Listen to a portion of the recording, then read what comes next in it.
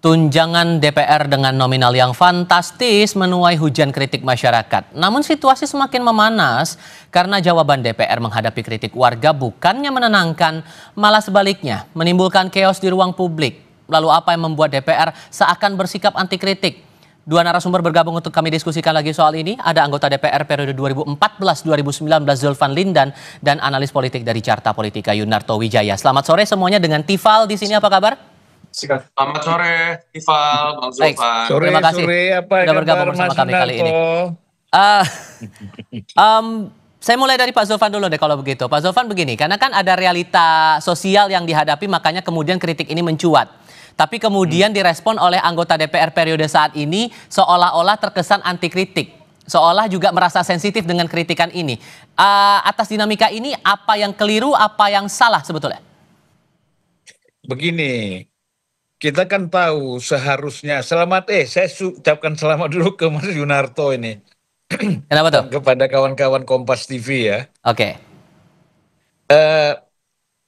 Kita mengharapkan kan parlemen ini punya kualitas kan gitu.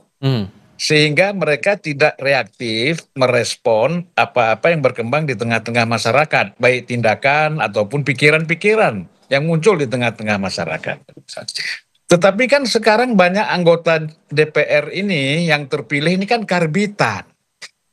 Dari mana tolak ukurnya bilang karbitan, Bang? Dari mana tolak ukurnya dibilang karbitan itu? Lah itu reaksi seperti Sahroni itu kan karbitan itu. Ya, masa bilang masyarakat tolol, bodoh. Ini karbitan, kalau dia bukan karbitan pasti dia lebih merenung dulu, berpikir dulu, gua ini kan wakil rakyat. Sebagai wakil rakyat, saya harus bisa menangkap aspirasi mereka. Saya harus bisa menjawab persoalan-persoalan yang mereka hadapi. Ya kan, jangan reaktif seperti itu. Anggota DPR itu kan harus aktif, bukan reaktif. Kan gitu. Bagaimana kalau seorang anggota DPR ini menanggapi secara reaktif seluruh apa yang dikritik oleh masyarakat terhadap DPR?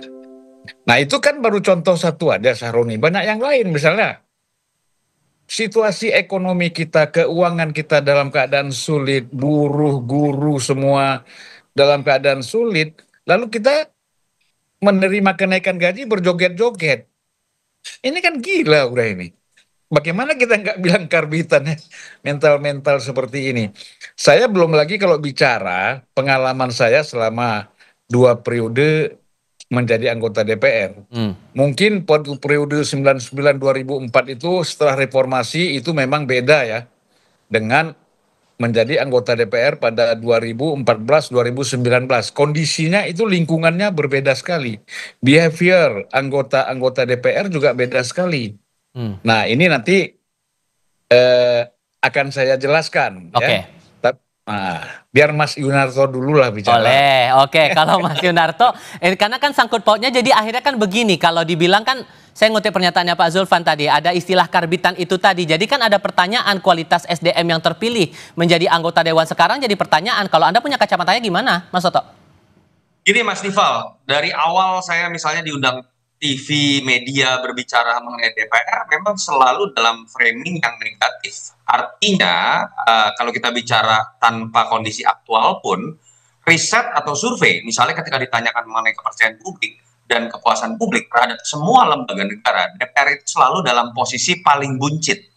Sehingga artinya apa sih, kalau puluhan tahun terjadi seperti ini, ada problem yang sifatnya sistemik yang didiamkan, dibiarkan dan dinikmati. Oleh siapa? Oleh kelembagaan DPR-nya sendiri, oleh undang-undang yang mungkin memang membolehkan, atau oleh rumah dari anggota DPR, artinya partai, memang mendiamkan saja bahwa kemudian kepercayaan publik terhadap lembaga negara tetap dalam posisi yang buruk terhadap mereka. Yang kedua, ditambah dengan kondisi aktual yang tadi sedikit Bang Zulfan sudah sebutkan ya, bahwa tidak terasanya kerja dari anggota DPR ini sekarang juga bertemu dengan situasi aktual yang membuat masyarakat semakin marah. Apa sih misalnya ketika kita berbicara mengenai banyak sekali perdebatan mengenai kok banyak sekali variabel pajak yang akan dinaikkan oleh pemerintah. Artinya makin mencekik dan membuat masyarakat mengikat pinggangnya. Di satu sisi kok ada yang tidak masuk akal tunjangan buat rumah 50 juta per bulan. rumah seperti apa, dan ketika coba dijelaskan dalam sebuah komunikasi oleh pimpinan DPR, terjadi keluar sebuah kalimat yang memperlihatkan mereka pun nggak ngerti, mereka nggak punya basis argumentasi yang kuat, dan mereka hanya menerima. Di sisi lain kita juga kemudian mengetahui bahwa situasi ekonomi Indonesia sedang tidak baik-baik saja ketika banyak kebijakan pemerintah yang sifatnya kontroversial. Kenapa kemudian amarahnya dialamatkan kepada DPR? Karena memang dalam sistem bernegara yang benar, satu-satunya penyaluran yang bisa dilakukan oleh masyarakat ketika tidak puas, ketika keberatan, ketika putus asa dengan kebijakan pemerintah, ya DPR. Tapi kalau Nah, kemudian ada problemnya pandangan, adalah ada kritik terhadap DPR sendiri, kemudian DPR-nya reaktif, berarti apa yang salah kalau gitu? ya ini sebenarnya menunjukkan ya, anggota DPR memang nggak takut sama masyarakat. Kalau kita lihat misalnya bagaimana positioning seorang anggota DPR, memang ada masalah, ada problem yang mendasar, Mas Tifal. Pertama, kalau kita lihat DPR ini takutnya hanya kepada ketua umum. Kenapa? Yang bisa merecall, mengganti mereka kapanpun lewat PAW, itu adalah DPP partainya. Notabene adalah keinginan subjektif dari ketua umumnya. Masyarakat tidak punya saluran untuk kemudian bisa mempertanyakan pertanggungjawaban kinerja dari DPR. Ini juga problem sistemik, Mas Tifal ya. Hanya di Indonesia yang menganut sistem presidensial, tetapi partai itu bisa merecall anggotanya kapanpun sekehendak hati dari partai. Di Amerika Serikat itu dilindungi oleh undang-undang dan konstitusi, tidak bisa. Di Filipina itu tidak bisa dilakukan kecuali terjadi pelanggaran berat. Di Indonesia kita tahu kapanpun mereka bisa diganti.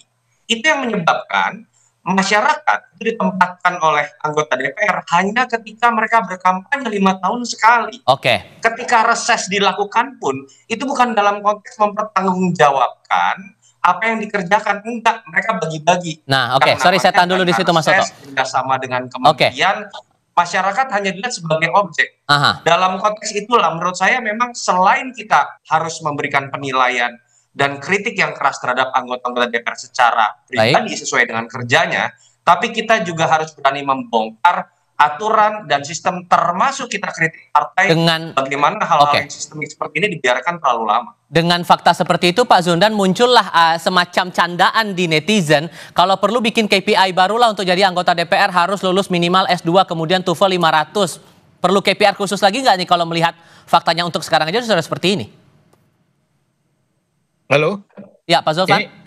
Ya, itu apa yang kata Mas Toto tadi, itu sudah pernah kita bicarakan agar anggota DPR itu mengenai kinerja itu dinilai oleh konstituennya. Gitu loh. Supaya apa? Konstituen itu bisa mengusulkan kepada pimpinan DPR atau lembaga tertentu yang dibentuk untuk melakukan PAW anggota DPR yang tidak bekerja, bukan karena ketua umum. Ketua umum kadang-kadang nggak mau tahu dengan kondisi anggotanya, masuk nggak masuk, ya tidak, artinya nggak bisa memantau keseluruhan karena laporan-laporan itu kan harus rutin dari praksi, dari macam-macam gitu. Kadang-kadang laporan-laporan itu nggak sampai, atau kalau ketua umum memang happy dengan anggota itu walaupun nggak bekerja ya tetap ada dipertahankan. Nah, kalau gitu konkretnya menilai itu dari DPP harusnya dalam unsur penilaian yang kayak gimana, Bang, biar juga terbuka juga ke publik begitu. Nah, udahlah, kita kan tahu anggota DPR yang terpilih tidak pernah datang waktu kampanye pun tidak pernah datang. Apalagi waktu dia sudah terpilih tidak pernah juga datang ke konstituennya. Mana pernah ditegur. Jadi proses awalnya ini memang ketua umum partai, pimpinan partai, elit partai ini memang sudah nggak benar gitu di dalam melakukan rekrutmen dan menentukan calon-calon anggota DPR, like and dislike. Itu persoalannya, tidak lagi dilihat ini orang berkualitas atau tidak, mampu bekerja atau tidak. Itu tidak pernah. Banyak sekali lah, saya pengalaman misalnya ya, waktu itu kita jalan ke Brazil, tugas, ya kan, dari DPR. Itu anggota DPR yang ngomong-ngomong tolol itu ikut bersama saya. Acara kita kan 5 hari, dia 1 hari udah pulang. Akhirnya saya sendiri menghadapi parlemen, menghadapi menteri pertanian ini. Itu dubesnya tak heran, ini kok begini sih? Iya kan? Dan akhirnya saya sampai pas itu waktu Natal saya terpaksa ikut Natal juga di Sao Paulo kan. Nah itu, jadi satu lagi pengalaman saya, itu bisa tanya sama Aulia Rahman, dubes kita di Ceko. Yang datang 20 orang. Ya kan? Kemudian hari pertama sudah tinggal 15, hari kedua tinggal 10. Hari berikutnya tinggal saya sendiri menghadapi berbagai hal, menghadapi pemerintah kinerja partner kita di luar negeri. Itu Bang Aulia tanya itu. Dubes Brazil bisa ditanya dan dubes-dubes lain bisa ditanya. Rata-rata begitulah kualitas anggota DPR, kunjungan kerja itu hanya hadir 2-3 hari, padahal seminggu dananya sudah diambil seminggu, 3 hari udah pulang. Sehingga poinnya adalah kalau Anda memberikan 2 contoh itu, terutama untuk soal gaya komunikasi antara anggota ke rakyat itu, benang merahnya apa kalau gitu? Ya harusnya kan pertama, tadi Mas Toto bilang mereka dapat anggota uang, kita kan dapat uang. Saya rasakan itu ketika saya anggota DPR dapat misalnya waktu reses, kita ada kunjungan daerah, ya, mengunjungi konstituen, kita dapat 200 juta misalnya. Kita komunikasi dengan dia, apa kekurangnya bangun jembatan, bukan disimpan uang itu masuk rekening kita. Gitu loh. Nah ini kan banyak anggota DPR waktu dia berkomunikasi dengan masyarakat, dia harus menangkap aspirasi masyarakat. Mereka nggak datang ke konstituen. Kalaupun datang ke daerah itu, kongko-kongko aja di hotel-hotel. Nanti pasang spanduk. Nah, seolah-olah mereka sudah ketemu rakyat, ya kan? Dialog segala macam. Tapi nggak lakukan. Nah, ini kan bisa ditanya. Kalau saya misalnya, Julvan itu juga nggak kerja, tanya aja sama konstituen saya selama saya jadi anggota DPR. Datang nggak? Ke kampung-kampung kita datang semua. Sehingga kan PR sekarang berarti kan ada di tataran partainya sekarang, Mas Toto. Pimpinan partainya bagaimana memastikan anggota-anggota dewan yang sudah dapat suara rakyat itu kemudian duduk di DPR bisa menjaga komunikasi publik dengan baik, menjadikan representasi publik itu benar-benar nyata. So kalau udah kayak gini kondisinya, sulit nggak untuk mengubah itu? Ini masalah pertama political will ya. Kita bicara perusahaan deh. Perusahaan ketika sudah jadi perusahaan terbuka saja, bukan perusahaan organisasi publik loh, perusahaan terbuka secara komersil. Dia harus melaporkan segala sesuatu dari operasional perusahaannya per 3 bulan atau per kuartal. Kenapa sih DPR nggak melakukan itu? Kenapa sih partai tidak melakukan itu misalnya? Mas Toto? Ya sinyal Mas Toto kayaknya iya. Kita coba perbaiki dulu komunikasi dengan Mas Toto. Sambil kita akan lanjutkan lagi diskusi terutama soal transparansi dan akuntabilitas untuk sisa masa periode DPR berikutnya. Kita diskusikan nanti ya. Kita lanjutkan lagi diskusinya usai jeda berikut ini.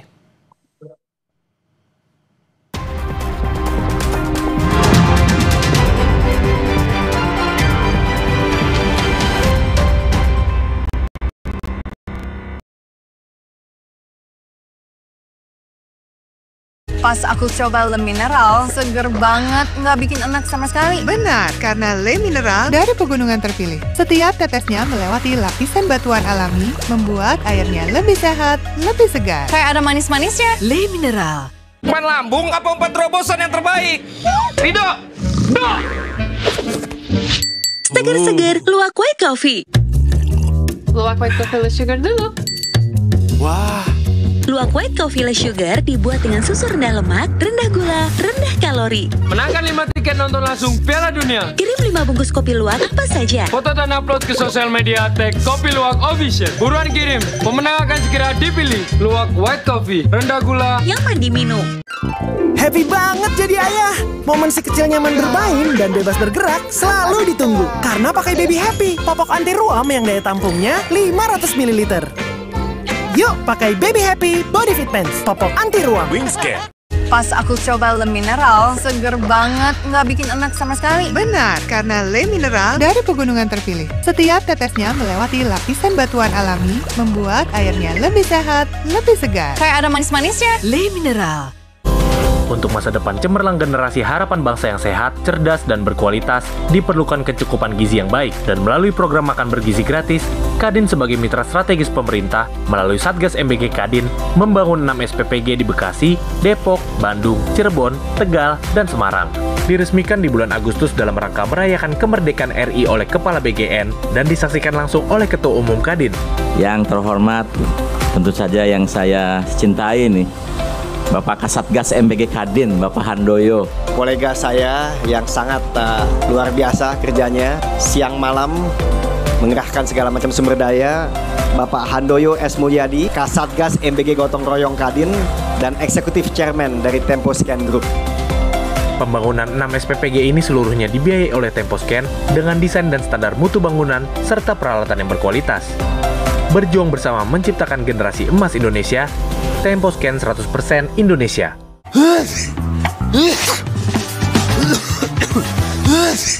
Minum dong Ultra Flu, flu dan batuk, meredakan demam, sakit kepala akibat flu dan batuk. Untung ada Ultra Flu, flu dan batuk reda, lega rasanya.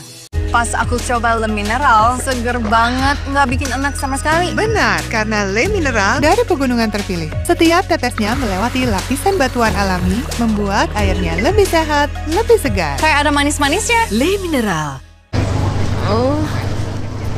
Aduh. Ambeien, minum Ambeven. Sehari 3 kali 2 kapsul dari ekstrak alami membantu meringankan gejala Ambeien. Atasi Ambeien dengan Ambeven. Diproduksi oleh Medicon.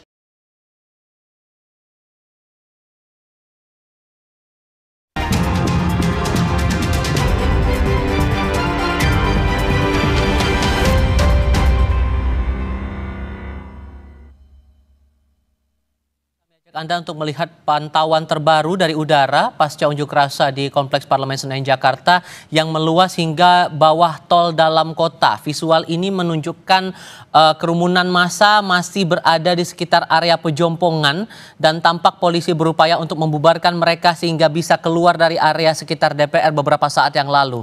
Terlihat gas air mata juga masih dilontarkan untuk membubarkan para pengunjuk rasa dan hingga sore ini kericuhan masih terjadi di sekitar kawasan DPR MPR.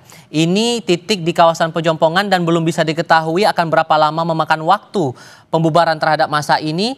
Di sebelah kiri layar Anda terlihat ini juga beririsan dengan jalur rel kereta dan sedikit banyaknya sudah terimbas juga terhadap perjalanan kereta komuter.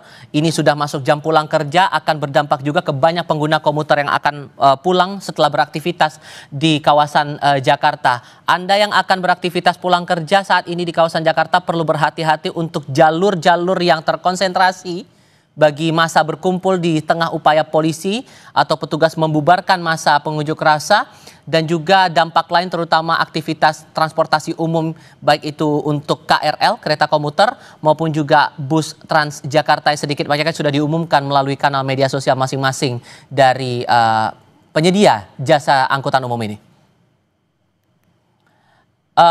Kita akan coba lanjutkan lagi diskusi kami bersama dengan dua narasumber, mantan anggota DPR RI Zulfan Lindan dan juga Yunarto Wijaya dari Carta Politika. Saya mau coba pastikan dulu Mas Toto, suara saya terdengar jelas ya? Terdengar, maksimal. Oke. Sorry. Oke. Sekarang saya coba mau bicara soal transparansi, karena kan ini juga yang jadi PR sebetulnya membuat akhirnya kegaduhan semacam ini memuncak, bahkan sampai sekarang masih terus terlihat demonstrasi di berbagai daerah. Transparansi itu ada contoh yang sempat disampaikan juga di Parlemen Inggris, itu gaji dari anggota dewan itu dipublikasikan secara transparan, itu uang dari mana, terpakai berapa saja. Apakah menurut Anda Bang Zulfan itu memungkinkan bisa dilakukan di parlemen kita atau malah akan sulit direalisasikan? Ya sangat mungkin, saya kira kan memang secara periodik itu kan kita harus melaporkan LHKPN ke KPK. Tetapi kebanyakan anggota itu kan melaporkannya setahun sekali kan. Nah harusnya kan itu dipantau terus. Jadi kan paling tidak kalau 6 bulan sekali kan nggak ada orang naik anggarannya tunjangan 6 bulan sekali kan. Kalau setahun kan pasti ada. Tetapi kan harus tetap dilaporkan. Dan transparansi itu menurut saya sangat penting. Apa sih salahnya? Gaji pokok kita sekian, kita dapat ini, dapat itu, kan sampaikan aja. Gitu loh. Nah jadi kita bisa lebih hebat daripada parlemen Inggris kalau memang mentalnya diperbaiki gitu loh. Cuman Jadi, kalau dengan fakta seperti ini, masalah pandangan bahwa ada tunjangan yang dirasa tidak masuk akal atau tunjangan dinaikkan ini tidak perlu tapi malah kesannya reaktif seperti ini, rasanya bakal sulit gak sih untuk kemudian ada transparansi atas gaji para anggota dewan ini menurut Anda? Begini, masalahnya kan pendapatan DPR itu banyak ya. Anda tahu kenapa orang berebut-rebut menjadi badan kerjasama antar parlemen itu? Karena itu keluar negeri itunya bisa berkali-kali setahun itu. Dan sekali keluar dia 15.000 US, 14.000 US, mungkin juga ada yang 20.000 US. Keluarnya berapa? Bawa pulangnya berapa? Nah, itu kan harus transparan juga. Tapi kan itu tidak pernah dipersoalkan oleh pimpinan partai, oleh institusi DPR-nya sendiri. Masyarakat nggak tahu itu. Gitu loh. Yang mereka kadang-kadang berangkat cuma sampai airport, kemudian bisa saja dikembalikan ya. Oke. Diurus oleh travelnya macam-macam.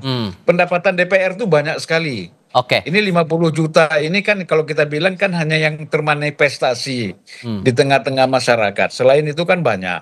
Nah, jadi menurut saya sebenarnya begini, persoalan kenaikan tunjangan ini berkaitan dengan kesulitan ekonomi masyarakat sekarang. Kok tega gitu loh. Ya. Kok tega sekali. Ya kan? Masyarakat dikenakan pajak, beras mahal, semua mahal. Terus BPJS-nya juga dipersoalkan, mau ditingkatkan. Tetapi ada anggota DPR yang harusnya kritis, mengkritisi apa-apa yang terjadi, yang dilakukan oleh eksekutif harus kan dikritisi, bukan mereka menikmati. Oke, kalau begitu Mas Toto, ini kan PR-nya kesadaran untuk transparan dan akuntabel atas gaji dan kinerja yang sudah dilakukan selama ini. Masih bisa berharap kita dengan transparansi itu bisa segera terwujud dengan realitas sekarang seperti ini? Mas Tifal, kalau memang niat, partai tinggal kemudian menginstruksikan setiap anggota DPR punya website pribadi yang diantaranya harus berisikan pertanggungjawaban kinerjanya, pertanggungjawaban ketika menggunakan dana reses. Hanya sedikit sekali anggota DPR yang memiliki website yang memiliki kualifikasi seperti itu. Yang terjadi katanya kan dunia digital. Kita tahu hampir semua DPR punya yang namanya akun sosial media, tapi sebagian di antara kita tahu pamer mobil mewah dan lain-lain lah, saya nggak usah sebut nama. Kalau itu diinstruksikan saja oleh DPP, saya pikir kan akhirnya masyarakat punya sebuah tools yang bisa kemudian mereka nilai, konstituen bisa punya tools untuk membuat mereka bisa menilai. Problemnya agak sulit kita berharap dari political will dari partai.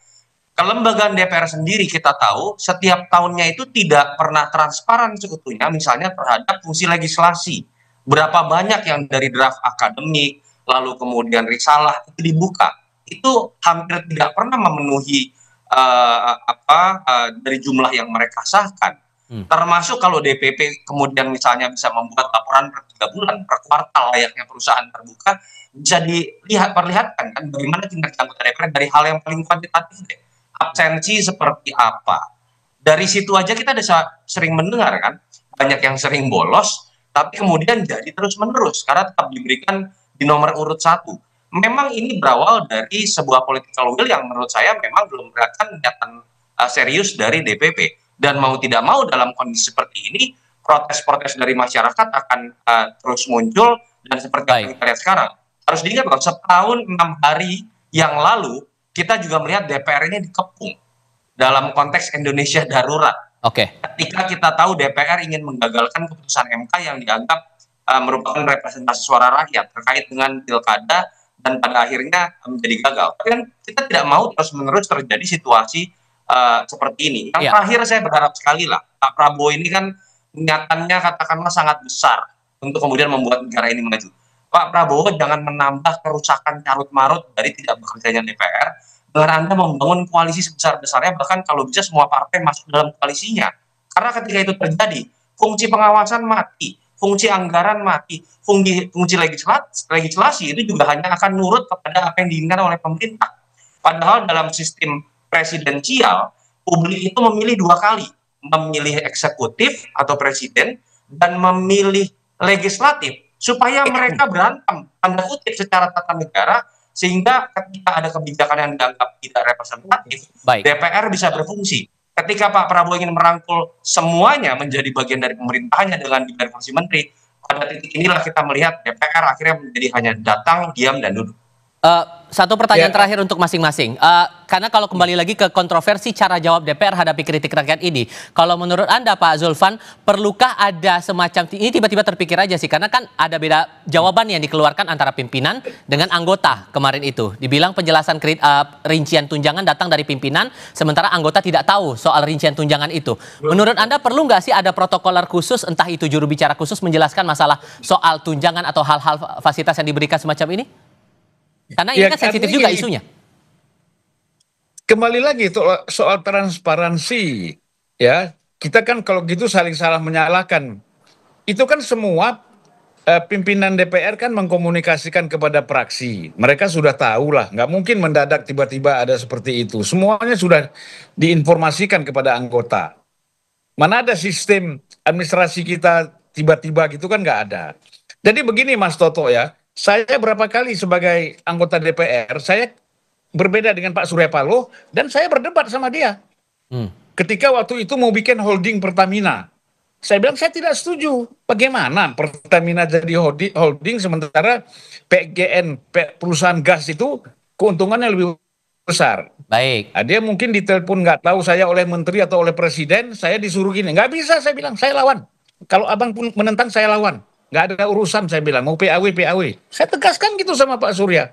Akhirnya dia bilang, ya udah, aku setuju dengan pikiran kau. Sehingga ini tergantung pada individu lagi menurut Anda ya Mas Toto? Iya. Tidak bisa hanya berapa banyak orang seperti Bang Zulfan. Dan kita tahu akhirnya mental juga begitu ya. Artinya kan sebenarnya ada beberapa hal yang memang ini tidak mudah kita bicarakan dalam waktu beberapa menit. Sistem recall menurut saya itu harus dihapus. Kita pernah menghapus sistem recall yang memberikan kewenangan penuh hanya kepada DPP partai untuk mengganti anggota DPR. Tahun 99, recall itu kemudian diganti. 2003 itu muncul kembali yang menyebabkan suasana psikologis dari anggota DPR. Dia nggak peduli sama masyarakatnya, dia takut sama ketua umumnya saja. Itu yang pertama. Yang kedua, ayo kalau memang ada niatan dari partai-partai supaya tidak kemudian terus-menerus dimusuhi, termasuk anggota DPR-nya, yuk dorong, keluarkan instruksi untuk membuat transparansi melalui kanal-kanal yang memang dalam dunia digital itu sangat mudah untuk diinstruksikan untuk dibuat oleh setiap anggota DPR. Prakteknya sampai sekarang itu tidak nyampe 10%. Mereka yang kemudian membuat pertanggungjawaban seperti ini yang bisa diakses oleh siapapun. Yang ketiga harus dimulai dari kelembagaan DPR-nya. Ketika kelembagaan DPR sendiri tidak pernah mentransparansikan dengan baik kerja-kerja legislasi, pengawasan, dan anggaran dari anggota-anggotanya, bagaimana mungkin kita berharap bahwa ada niatan dari individu seperti Mas Tifal tadi katakan untuk melakukan hal serupa. Oke. Saya kalau bisa setengah menit ingin menginformasikan. Oke. Jadi 2015 itu pernah diinstruksikan agar seluruh anggota DPR membuat laporan, baik dalam bentuk tulisan ataupun foto, kunjungan dia ketika reses.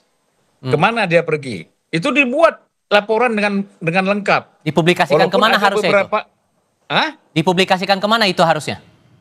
Itu kan sebagai laporan kepada pimpinan partai, pimpinan praksi, ya kan? Itu kan dilaporkan bahwa betul-betul anggota ini. Tapi walaupun banyak anggota yang protes, nggak setuju. Tapi saya nggak tahu sekarang itu masih ada atau tidak. Gitu. Alasannya waktu itu diprotes karena apa, Bang?